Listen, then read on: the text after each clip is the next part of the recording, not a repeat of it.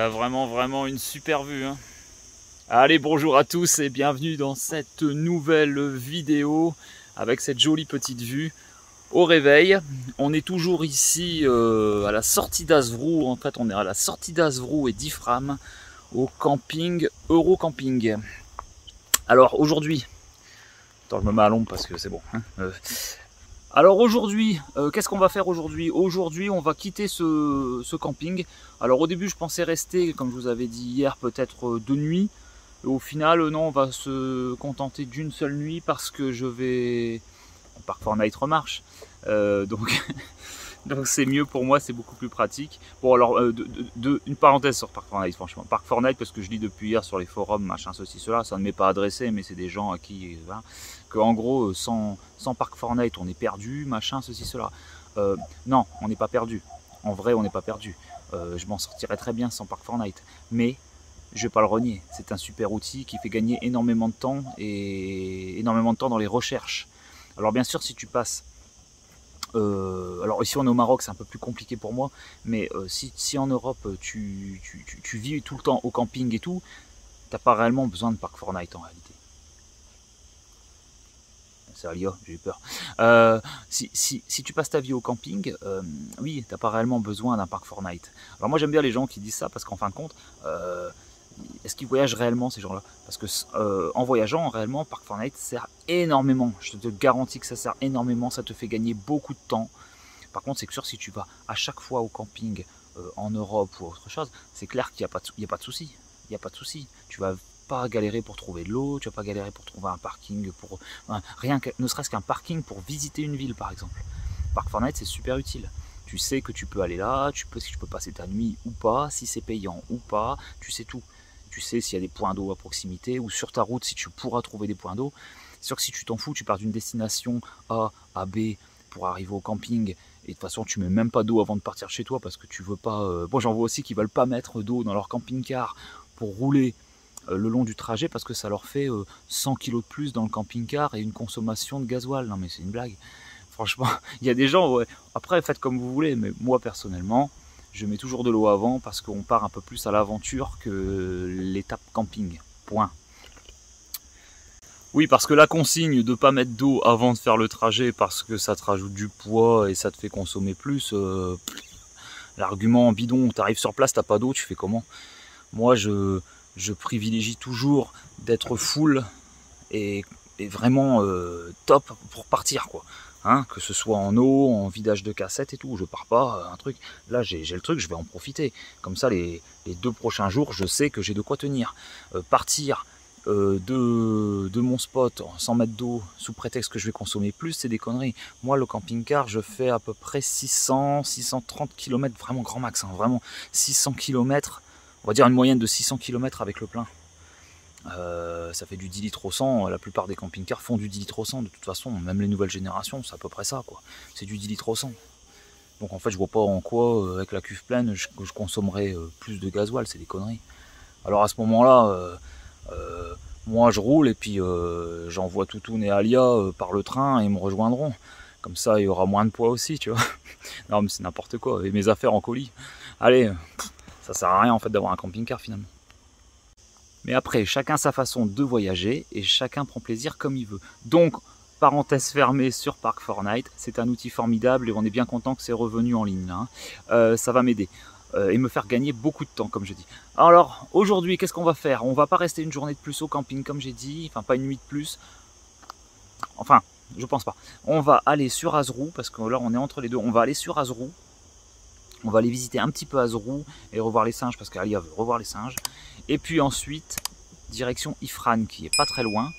Et puis, vu que Park Fortnite remarche, justement, comme je disais, et j'ai trouvé pas mal de parkings où on peut passer la nuit, ou ceci, cela. Donc, on n'a pas de problème. On va faire nos services tout de suite, et puis ensuite, on prend la route. Bon, les services.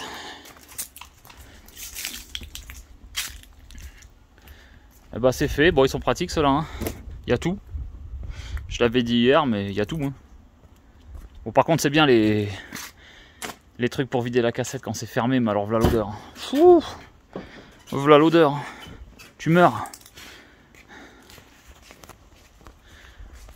Bon bah c'est bon, on ferme tout, on y va, on paye, on y va.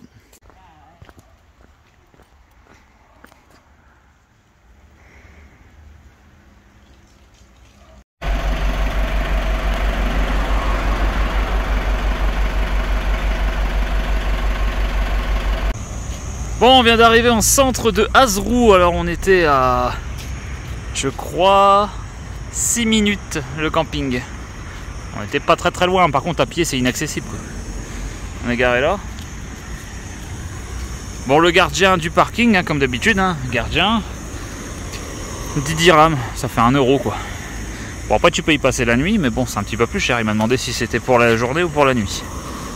Je lui ai dit c'est pour quelques heures.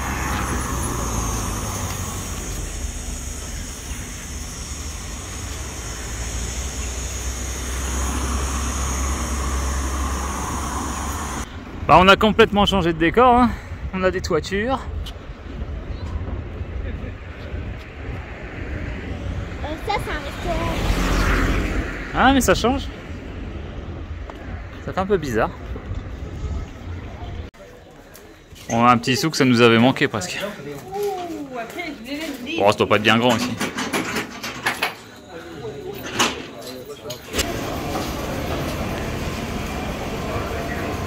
C'est le marché. Putain, il y a des chats au marché, regarde. Il y a du monde là. Ah, ils sont contents. Yeah. Ah bah, c'est là où on va après, là, Ifran.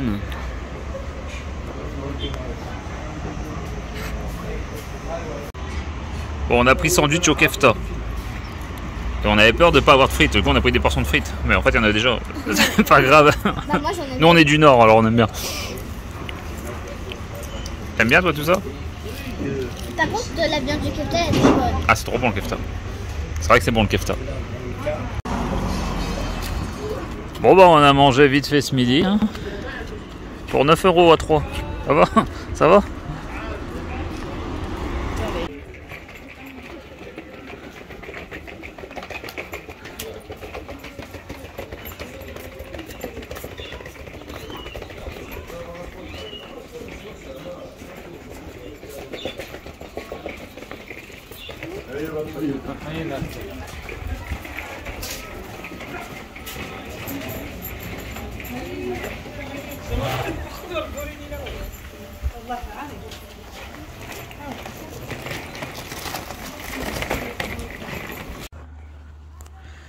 Bon, on est au même endroit qu'hier, mais ça doit pas être tout à fait les mêmes parce que ceux d'hier venaient plus facilement, étaient moins farouches.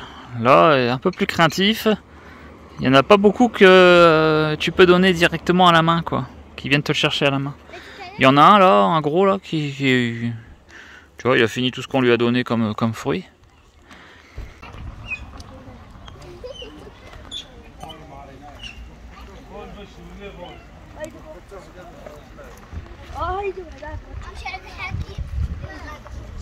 Lui là-haut. T'es bien là? Maman, elle a pas coupé les trucs pour eux.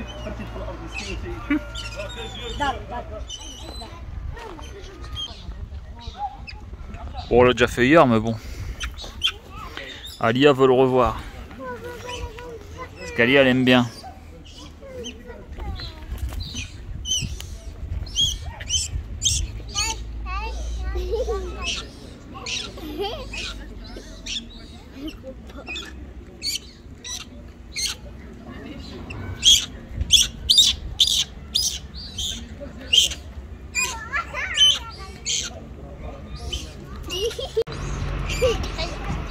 Lui là-bas il crie, on sait pas pourquoi.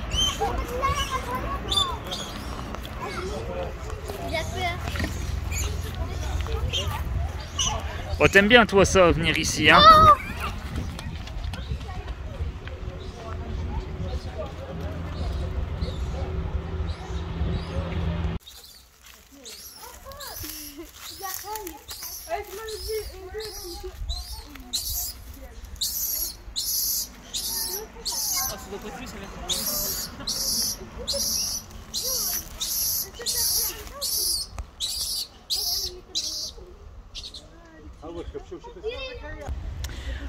Bon, nous sommes arrivés à Ifrane. Alors, on n'avait pas beaucoup de route, hein.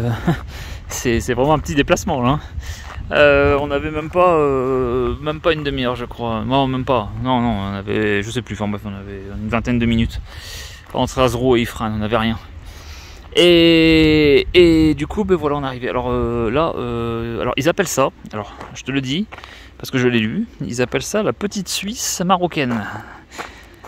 Parce que la région, il y a pas mal de rivières, pas mal de, c'est montagneux, hein, on est dans l'Atlas, on est côté vert, on va dire, hein. Il y a beaucoup de verdure, comme tu vois. C'est plus du tout le même Maroc. Il y a des toitures sur les maisons. Il y a, quand t'arrives, c'est assez déroutant en fait. Tu ne croirais pas du tout au Maroc. Il faut vraiment s'adapter. Alors bon, on va les visiter. C'est parti. Alors ouais, par contre je suis un peu énervé, tu vois. Je suis vraiment énervé parce qu'on vient de se rendre compte que moi et Toutoun on s'est pris 59 € d'hors forfait. Pourquoi? Parce que quand on a fait la traversée, on n'a pas enlevé les puces des téléphones. En fait, j'en savais rien en fait. Je savais pas. J'étais mal renseigné là-dessus. J'avais pris des puces Maroc Télécom à Tanger pour pouvoir les mettre dans mon téléphone en arrivant. Mais moi, on a attendu à peu près 1 heure en arrivant au Maroc pour installer les puces.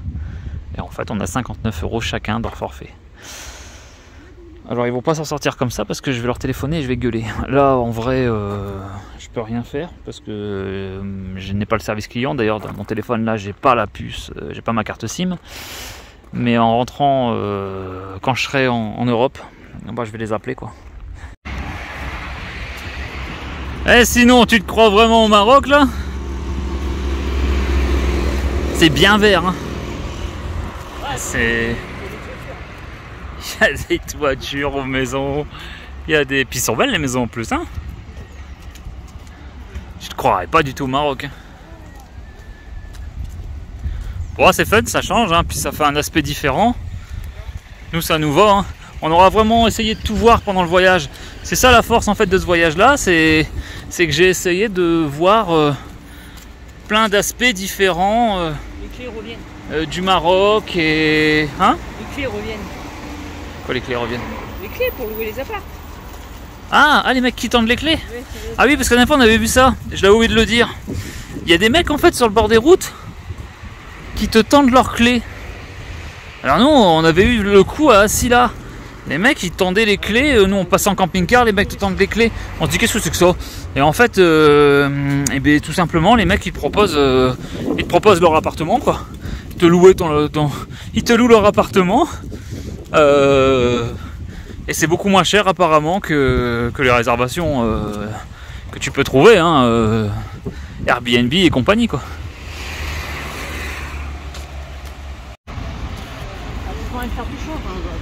Alors Ifrane c'est aussi connu pour être... il y a des stations de ski autour. Ouais, vous êtes où?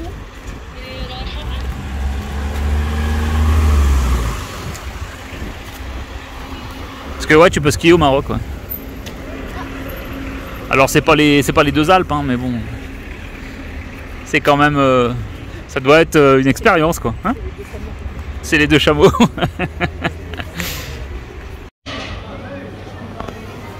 Ils sont tellement fiers qu'il y a des toitures qui font des petites répliques.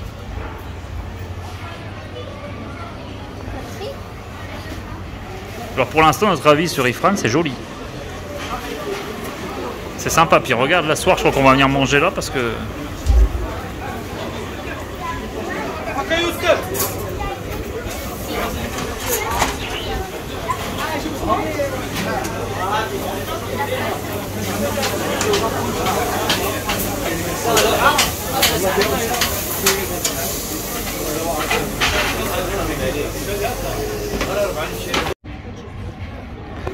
Alia elle avait une peluche Bob l'éponge. Le mec il lui dit 100 dirhams. Donc ça fait 10 €. C'est là Alia. Alia, c'est là. Quoi déjà? Il est là-bas au magasin. Quoi déjà? 75 dirhams, tu lui dis 75 dirhams, oui sinon je m'en vais. 75. Tu dis 75 oui ou non? 75 et je te le prends. Ouais. dirhams, je te le prends. Elle va marchander, attention, c'est chaud. Viens, viens, viens. Voilà. On t'attend là. On t'attend là, nous.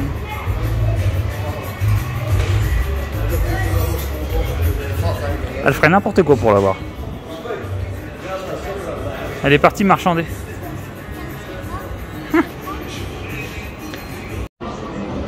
Bon bah c'est mort, le monsieur il a dit 90. Dernier prix. C'est une négociatrice en carton. Hein. Le mec il lui a dit 90 au lieu de 100. Bon, elle est partie le chercher.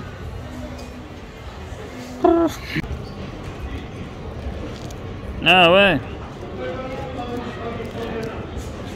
Ouais, ok. Bon, d'accord. En plus, il avait reposé où il était. C'est Bob l'éponge, quoi, mais bon. L'éponge, quoi. Non, il est joli, ça va.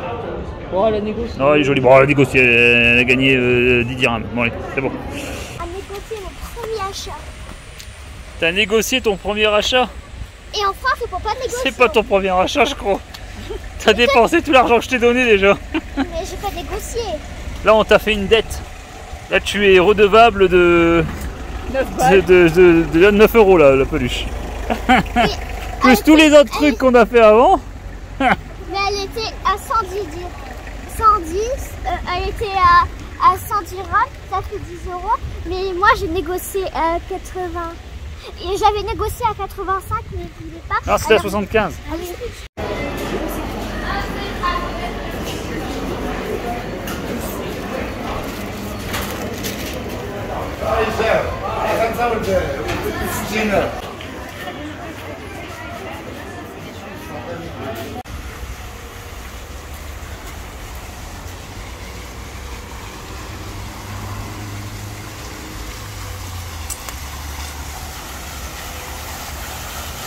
Qu'est-ce qu'il y a? Trempé? Ah ouais, putain, voilà. C'est le vent, ça. On est au Maroc. Je te dirais on est en Suisse, tu me dirais oui.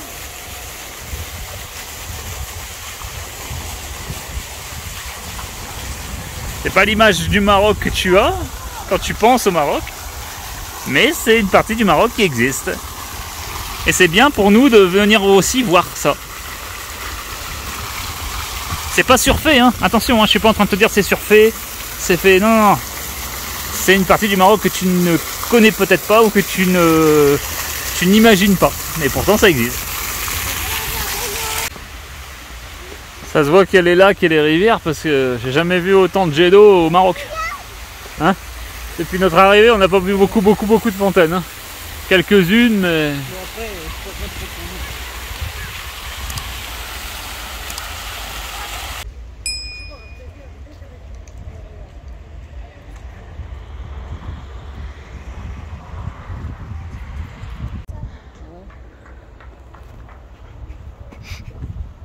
J'ai failli me tomber.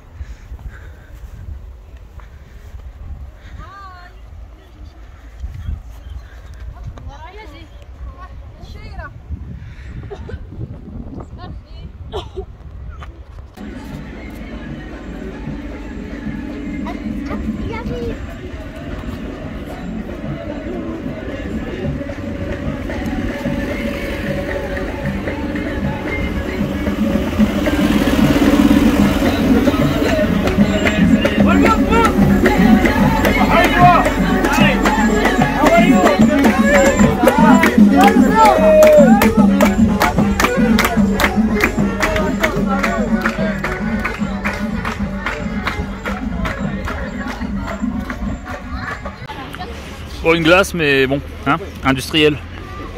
C'est pas trop leur truc ici au Maroc en vrai, les glaciers, tout ça, c'est pas ça quoi. Je suis contente de glace industrielle ou alors une cornée, une boule, mais ils n'ont pas beaucoup de parfum, c'est un peu industriel. Il y a pas de, c'est pas comme en Italie. Après ils ont d'autres trucs bien plus forts. Crois-moi qu'ils ont des très bonnes spécialités et tout. Hein.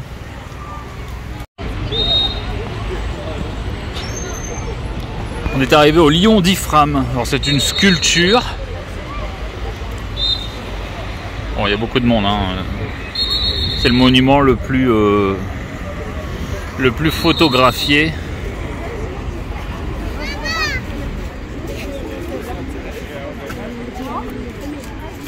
J'arriverai pas à me mettre pile devant, mais bon, bref.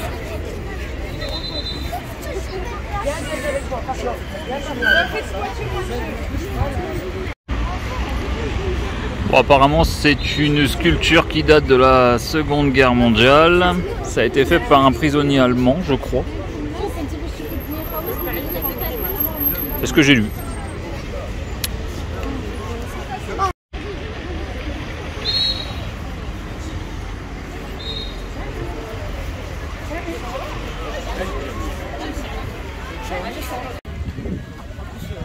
Ah, il y a un petit marché, on va voir.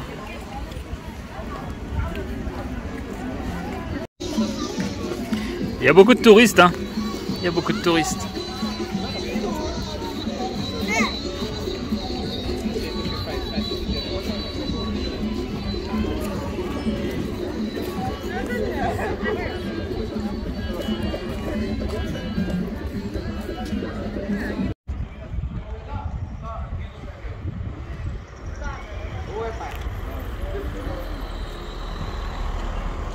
Le grand hôtel suisse. Encore une fois, hein. On est au Maroc.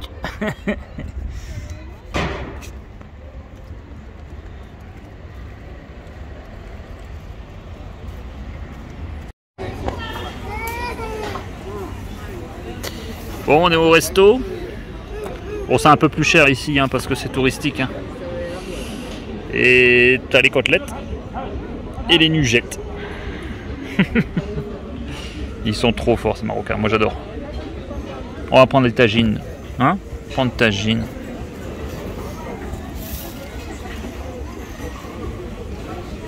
C'est trop bien le Maroc quand même, franchement c'est trop bien. Je regrette pas de l'avoir fait cette année, hein. C'est bien. Ça change. Il faut le voir en fait. Il faut se faire son propre avis, c'est bien. Bon, l'assiette de ce soir, bah, franchement c'est super bon. Le riz là est trop bon. Ouais, trop bon. Trop bon. Ali elle a pris un petit panini avec des frites. Puis moi et Toutoune on a pris la même chose. Non, c'est bon. On voulait un tagine mais il y en avait plus ce soir, alors bon, tant pis. C'est très touristique, il y a beaucoup de monde, alors c'est un peu moins, on va dire, atypique. Je sais pas comment t'expliquer, mais c'est un peu trop de mouvement.